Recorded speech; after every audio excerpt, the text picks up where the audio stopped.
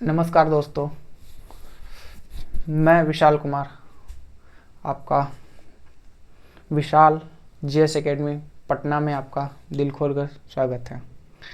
जैसा कि हम लोग कल मध्यकालीन भारत को देख रहे थे और उसमें मध्यकालीन भारत में chapter number chapter number one को देख रहे थे, इस्लाम धर्म का उदय। जैसे कि हम लोग मध्यकालीन भारत में देख रहे थे, यहाँ नहीं भी लिख पाए, लिख देते हैं 570 ईस्वी से 1200, ठीक है, 570 ईस्वी से 1200 ईस्वी, ठीक है। इस्लाम धर्म का उदय 570 सातवीं सदी से हुआ है, इस्लाम धर्म का उदय। और इनमें विभिन्न प्रकार की कुछ बातें आपको कल वीडियो के माध्यम से बताया गया होगा और बताए हैं। तो इनमें आज कुछ महत्वपूर्ण सुर्खियाँ हम लोग देखेंगे, जिसमें कि ये है, ठीक है। जैसा कि हम भारत का मैप पा रहे हैं, देखिए थोड़ा सा विशेष जानकारी ले लीजिए तो पहले, उसके बाद समझ में आपको विस्तार पूर्वक आएगी।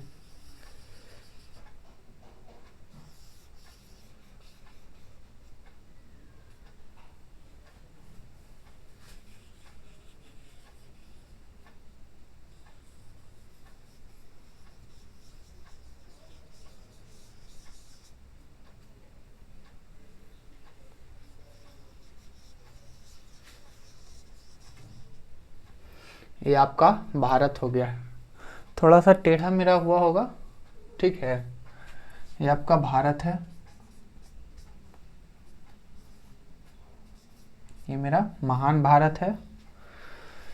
इससे ऊपर चल जाइए, ये हो गया आपको 20 से, इसको डिवाइड कर दीजिए। किसी भी मानचित्र को लीजिएगा तो उसको 20 से डिवाइड कीजिएगा, ठीक है। तो ये आपको हो गया उत्तर, ये आपको हो गया दक्षिण, ये आपको हो गया पूर्व, ये आपको हो गया पश्चिम, ठीक है। इतना तक आपको समझ में आया होगा। ये आपको उत्तर हो गया, ये आपको दक्षिण हो गया, ये आपको पूर्व हो गया, ये आपको पश्चिम हो गया। किसी भी मानचित्र को लीजिएगा, ऊपर वाला उत्तर, नीचे वाला दक्षिण, इधर हो गया आपको पूर्व, इधर आपको हो गया पश्चिम, इधर आपको हो गया पूर्व। ये मानचित्र को ऐसा लिए, ऐसे ही देखिए, ये हो गया उत्तर, ये हो गया, देखिए ऐसे समझिए, ये मानचित्र है। ये आपको ऊपर वाला फिंगर वाला ऊपर भाग उत्तर, नीचे वाला दक्षिण, इधर आपको हो गया पूर्व, इधर आपको हो गया पश्चिम। जब आप ऐसे कीजिएगा, ऐसे अगर हम बता रहे थे तो इधर हो जाएगा आपको, यही मानचित्र को ऐसे से ऐसे नीचे गिरा दिए तो इधर पूरब आ जाएगा और इधर पश्चिम आ जाएगा। तो यही हम आपको बता रहे थे। जो इसका बीच, इसको भी 4 भाग में डिवाइड कीजिए, ठीक है, इसको भी 4 भाग में। इसका बीच का जो भाग है ये कहलाएगा उत्तर पूर्व, ठीक है। देखिए इसका बीच का जो भाग है ये कहलाएगा दक्षिण पूर्व। ये आपका तीसरा भाग है जो कहलाएगा दक्षिण पश्चिम, ठीक है। ये आपका चौथा भाग है, यहाँ लिख देते हैं, चौथा भाग है वो आपको कहलाएगा उत्तर पश्चिम। जैसे आप भारत के मानचित्र से इधर आप आगे की ओर बढ़िएगा तो ये आपको पाकिस्तान हो जाएगा, नल्ला पाकिस्तान। ये आपको हो जाएगा अफगानिस्तान।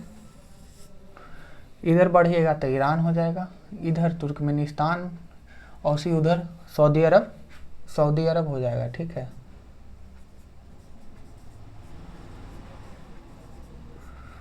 ये आपका पाकिस्तान। जब ज्योग्राफी में आप एंट्री कीजिएगा तो यहाँ पे आपको लंबाई थोड़ा सा बता देते हैं।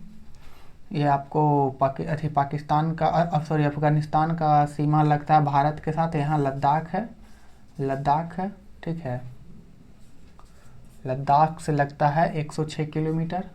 यहाँ नहीं लिखते, यहाँ लिखते हैं 106 किलोमीटर, और पाकिस्तान से लगता है 3323 किलोमीटर। ठीक है, सीमा लगता है पाकिस्तान से 3323 किलोमीटर सीमा लगता है, और अफ़गानिस्तान से भारत की सीमा लगता है लद्दाख में 106 किलोमीटर। ठीक है, यहाँ पे आपको गुजरात से भी सीमा लगता है भारत का, उसके बाद यहाँ पे आपको राजस्थान से लगता है, उसके बाद यहाँ पे आपको पंजाब से लगता है, फिर यहाँ पे दिल्ली हो गया, यहाँ पे आपको जम्मू कश्मीर हो गया, यहाँ पे आपको लद्दाख हो गया। ये 2 केंद्र शासित प्रदेश है, ये 2 विभाजित हुआ है, केंद्र शासित प्रदेश बना है। ठीक है, इतना आपको बेसिक जानकारी हो गई होगी। अब इसको हम मिटा देते हैं। सऊदी अरब में यहीं से 6ठी सदी ईस्वी में इस्लाम धर्म का उदय हुआ। चलिए इसको हम मिटा देते हैं। देखिए मिटा दिए।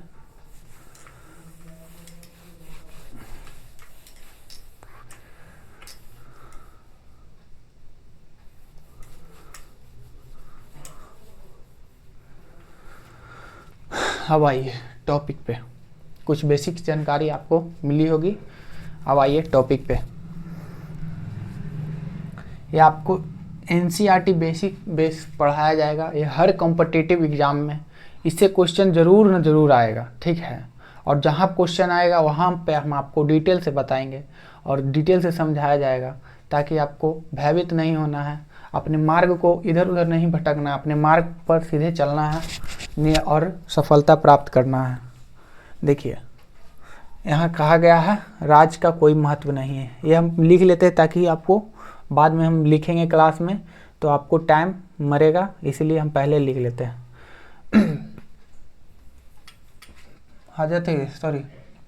इस्लाम धर्म का संस्थापक थे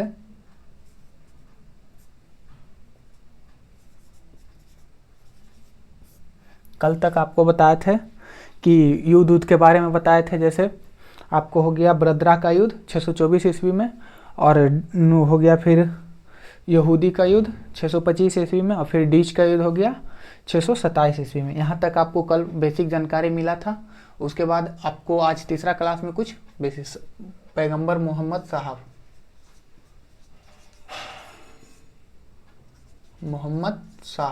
ठीक है, इस्लाम धर्म का उदय।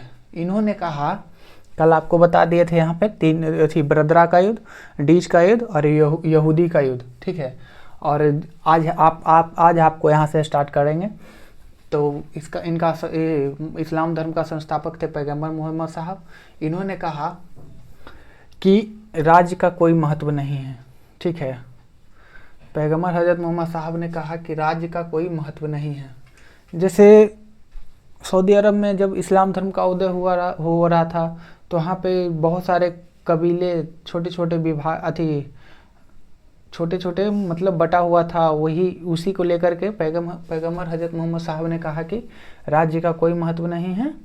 ठीक है, उसके बाद पैगंबर हजरत मोहम्मद साहब ने जजिया कर, जब ये 7वीं यहाँ से जजिया कर, इस मुस्लिम धर्म के संस्थापक पैगंबर हजरत मोहम्मद साहब ने जजिया कर को लागू किया। तथा जजिया कर, देखिए जजिया कर, यहाँ से आपको क्वेश्चन पूछा जाता है। जजिया कर, आगे भी आपको जजिया कर एक तो पढ़ना पड़ेगा, लेकिन यहाँ पे आपको देकर क्वेश्चन फंसाता है आपको। यहाँ पे आपको क्वेश्चन दे देगा जजिया कर, सॉरी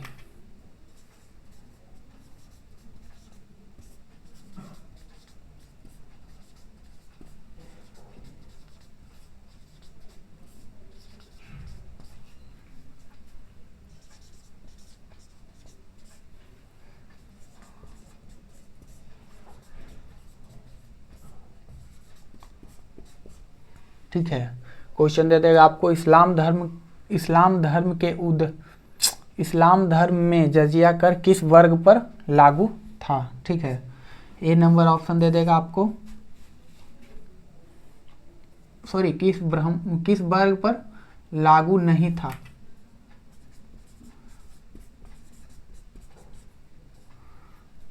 आपको दे देगा बच्चा, बी नंबर में दे देगा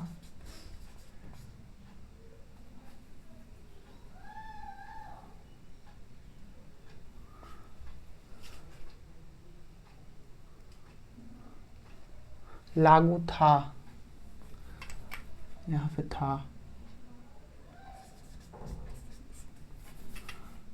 ये नंबर आपका ऑप्शन हो जाएगा। जजिया कर किस वर्ग के लोग पर लागू था, ठीक है। इस पर यहाँ हो जाएगा बच्चा, हो जाएगा महिला, हो जाएगा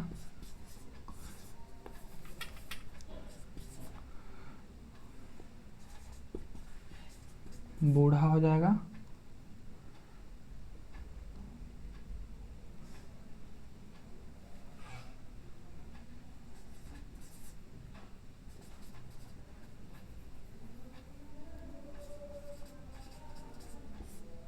व्यापार, हो जाएगा, ठीक है। इस्लाम धर्म में जजिया कर किस वर्ग पर लागू था? तो आपको दे करके ऑप्शन फंसाएगा। अब तो देखिए बेसिक जनरल जो थी जनरल कॉम्पिटिटिव के एग्ज़ाम में तैयारी करते हैं, हम भी इसी दौर से गुजर रहे हैं, तो वो या तो बी मारेंगे ऑप्शन, या तो सी मारेंगे। अगर उनको क्वेश्चन नहीं आता है तो यही करते हैं। यहाँ पे जजिया कर इस पे लागू नहीं था, लागू था अच्छी जजिया कर किस पर लागू था? बच्चा पर नहीं था, महिला पर नहीं था, बूढ़ा पर नहीं था, तो व्यापारिक वर्ग के लोग पर लागू था। अब आपको क्वेश्चन दिया जाता है, यही से क्वेश्चन आपको दे करके फंसाया जाता है, ठीक है। यहाँ पे हो गया क्वेश्चन। उसके बाद उत्तराधिकारी, पैगंबर हजरत मोहम्मद साहब ने अपने उत्तराधिकारी किसी को नियुक्त नहीं किया, इसीलिए माना जाता है कि पैगंबर हजरत मोहम्मद साहब का उत्तराधिकारी कोई नहीं है, ठीक है। उसके बाद देखिए यहाँ पे लिखा गया यहाँ पे हो गया कि पैगंबर हजरत मोहम्मद साहब का कोई उत्तराधिकारी नहीं था, ठीक है।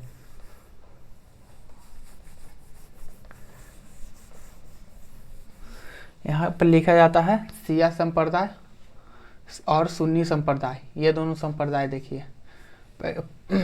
जब पैगंबर हजरत मोहम्मद साहब का निधन हो गया 8 जून 632 ईस्वी को, तो पैगंबर हजरत मोहम्मद साहब का जब निधन हो गया तो उन जो इस्लाम धर्म था वो दो संप्रदाय में बट गया। एक तो था आपको शिया संप्रदाय और दूसरा था आपको सुन्नी संप्रदाय। देखिए शिया संप्रदाय के शिक्षा ये अली के शिक्षा में जो विश्वास रखते थे वो शिया संप्रदाय कहलाए, और जो सुन्नी संप्रदाय था वो मोहम्मद साहब के शिक्षा में विश्वास रखते थे, ठीक है।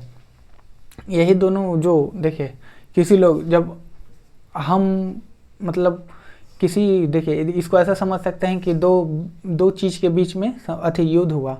जैसे दो टीचर को कोई पढ़ता है, ठीक है, थोड़ी नहीं, इस पे नहीं हो सकता है। देखिए दो संप्रदाय था, एक थी शिया संप्रदाय, एक सुन्नी संप्रदाय, दोनों संप्रदाय था। जैसे ऊपर लोकसभा होता है और नीचे राज्यसभा। अगर लोकसभा का जो होता है, राज्यसभा का जब कुछ होता है तो वो मतलब राज्य में जब अगर कुछ होता है तो ऊपर लोक में रहता है और लोकसभा रहता है। तो यही जो अली के शिक्षा ग्रहण करने वाला था वो शिया संप्रदाय में बटा नहीं, लोकसभा राज्यसभा नहीं। देखिए अली के जो शिक्षा ग्रहण करने वाला था वो शिया संप्रदाय में बटा अली के शिक्षा से, और जो सुन्नी संप्रदाय में था वो हजरत मोहम्मद साहब के शिक्षा जो देते थे उनको बैठा करके उनको शिक्षा दिया जाता था कि ऐसे होता है, ऐसे नहीं होता है। तो उन्हीं के जो शिक्षा ग्रहण किए वो सुन्नी संप्रदाय कहलाए। और जो अली उनका दामाद था। अली कौन था? उनका दामाद था। आपका मन में क्वेश्चन होगा कि अली कौन था, तो उनका दामाद था, ठीक है। उन्हीं को शिक्षा ग्रहण, वही जो अपना एक धर्म चला विभाजित हुआ इस्लाम धर्म, ठीक है, उन्हीं के शिक्षा ग्रहण किया और वो शिया संप्रदाय में बटा। जब शिया संप्रदाय कहीं एक जगह पे देखते होंगे कि कोई मतलब युद्ध छिड़ता है, तो जैसे दोनों साथ रहते दोनों एक ही कबीले में रहते थे। उसका कबीला वो मतलब एक जो होता है ना, आजकल के जनरेशन में हिंदू मुस्लिम को देखना पसंद नहीं करता है, कभी वो मतलब कुछ कर दिया तो कभी वो कर दिया। तो आजकल के एग्जाम्पल बहुत सारे हैं, आप थोड़ा सा भी उठा करके कुछ देख लीजिए। तो वो उस टाइम में जो कबीला था वहीं पे था। तो इसी कबीले में जब ये दोनों संप्रदाय थे तो इनके बीच झड़प हुआ, झड़प यानी कि युद्ध हुआ, ठीक है। अब झड़प हुआ तो कहाँ हुआ भाई? तो झड़प हुआ इराक के करबाल नामक स्थान पर। इराक के करबाल नामक स्थान पर हुआ झड़प, ठीक है। इराक के करबाल नामक स्थान पर हुआ, जिसमें देखिए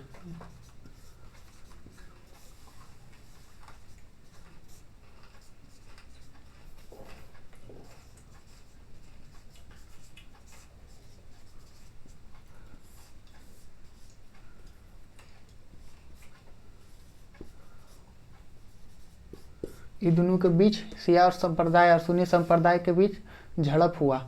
तो इसी के इराक के करबाल नामक स्थान पर झड़प हुआ। तो जिसकी ज़्यादा बहुमत होगी उसको तो भाई बल दल बल के साथ बढ़ना पड़ेगा उसको। तो अब तो शिया संप्रदाय सुन्नी संप्रदाय जो था, यानी कि पैगंबर हजरत मोहम्मद साहब के जो शिक्षा दीक्षा थे वो बहुत सारे थे, बहुत सारे जनसंख्या में थे। तो इसीलिए शिया संप्रदाय जो था वो जो उन्हीं के मृत्यु हो गया। बहुत लोगों को करबाल नामक स्थान पे बहुत सारे लोगों को मृत्यु हो गया। उसी के जब वो मृत्यु हुआ तो उसी के याद में रमजान मनाया जाता है।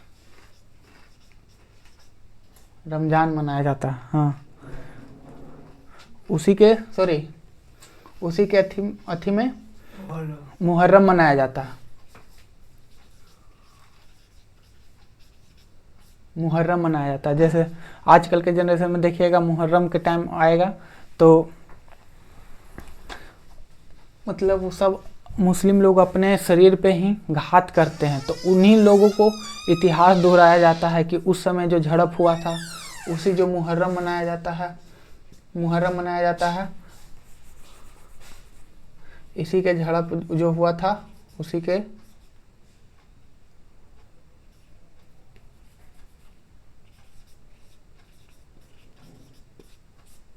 मुहर्रम मनाया जाता है, ठीक है। इराक नामक आगे है, शिया संप्रदाय के लोग बहुत मारे गए, इसी के मुहर्रम मनाया जाता है, ठीक है। और जो देखिए इस्लाम धर्म का सबसे पवित्र ग्रंथ कुरान को माना जाता है। जैसे हम लोग का हिंदू का सबसे पवित्र ग्रंथ है गीता कह सकते हैं, गीता। इसीलिए और इस्लाम धर्म का जो सबसे पवित्र ग्रंथ है वो कुरान है। इस पैगंबर हजरत मोहम्मद साहब ने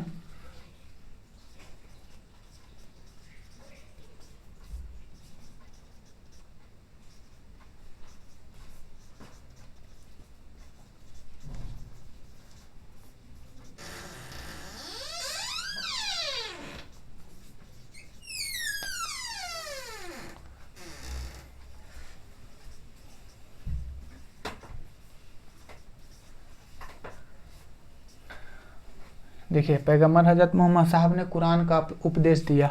जैसे मुस्लिम लोगों में कुरान जो है वो बहुत सबसे पवित्र ग्रंथ माना गया है। कुरान जो है उसका उपदेश दिया मोहम्मद साहब ने। और जो मोहम्मद साहब थे उनका जीवनी लिखने वाला इब्न इसाक नामक व्यक्ति था। जो मोहम्मद साहब थे उनका जीवन लिखने वाला इब्न इसाक नामक व्यक्ति था, ठीक है। ग्रंथ हो गया मोहम्मद पैगंबर हजरत मोहम्मद साहब थे, उनका जीवनी लिखने वाला व्यक्ति इब्न इसाक नामक था। इनका निधन मोहम्मद साहब का निधन जो हुआ वो 8 जून 632 ईस्वी में 62 वर्ष की अवस्था में। यानी कि क्वेश्चन आ गया कि पैगंबर हजरत मोहम्मद साहब कितने वर्ष जीवित रहे, तो 62 वर्ष जीवित रहे।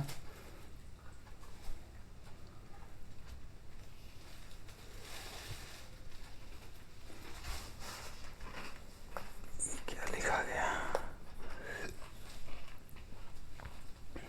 देखिए दोस्तों, यहाँ तक आपको समझ में आई होगी।